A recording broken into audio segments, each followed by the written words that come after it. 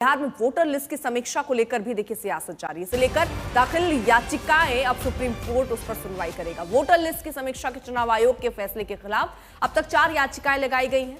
RJD सांसद Manoj Jha, TMC सांसद महुआ मोइत्रा की ओर से भी याचिकाएं लगाई गई हैं और सभी को एक साथ सुनने की तैयारी में अब सुप्रीम कोर्ट है। गुरुवार को ये सुनवाई होनी है।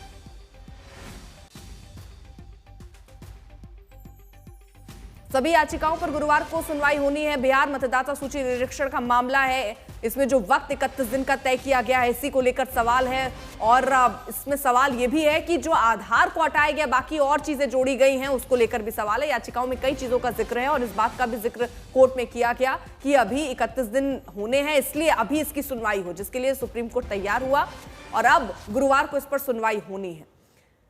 तो विरोध में ये 3 याचिकाएं हैं, आपको हम दिखा रहे हैं। सुप्रीम कोर्ट में वोटर लिस्ट विवाद अब पहुंच चुका है, क्योंकि सरकार की तरफ से जो दलील या आप इलेक्शन कमीशन की दलील को भी अगर आप सुने तो उनका कहना है कि 2003 में भी जब ये गहन समीक्षा की गई थी तो उसमें भी 31 दिन का समय लगा था और इस बार भी 31 दिन का समय ही लग रहा है। यानी जो समय की बात हो रही थी कि 2003 में तकरीबन 2 साल लगे, इस बार 31 दिन में कैसे हो जाएगा, उस पर इलेक्शन कमीशन की तरफ से जवाब आया था।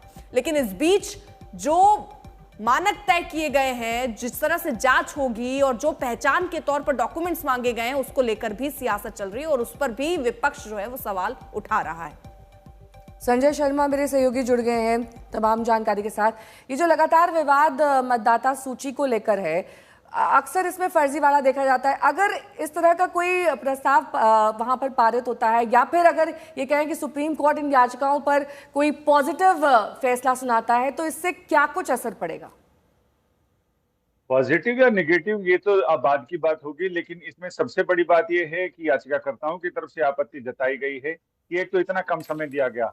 2024 के लोकसभा चुनाव के बाद से ये पता था कि बिहार में चुनाव होने हैं, लोकसभा विधानसभा के, तो ऐसे में इन 1.5 साल क्यों नहीं कोई कार्यक्रम किया गया और उस समय इसको क्यों नहीं अपडेट किया गया। ये ऐन चुनाव से पहले ये ऐसी चीजें कुछ खास मतदाताओं को टारगेट करके उन्हें लिस्ट से बाहर करना है।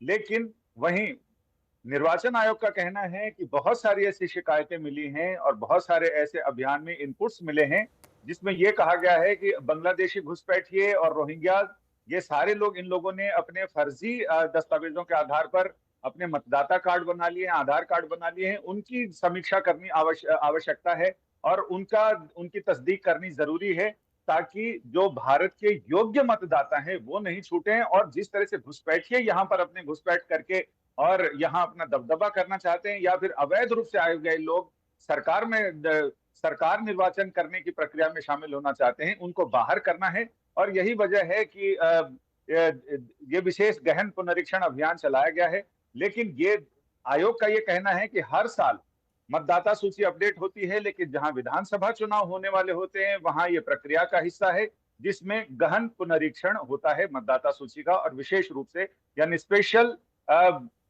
इंटेंसिव रिव्यू होता है, वो रिव्यू चल रहा है। इसमें ऐसी कोई नई बात नहीं है, लेकिन विपक्ष ने मुद्दा उठा लिया है। अब सुप्रीम कोर्ट गुरुवार को इस मामले में सुनवाई करेगा। चलिए, बहुत बहुत शुक्रिया आपका तमाम जानकारी के लिए। गुरुवार को इस पर सुनवाई होगी, उस पर भी हमारी नजर रहेगी।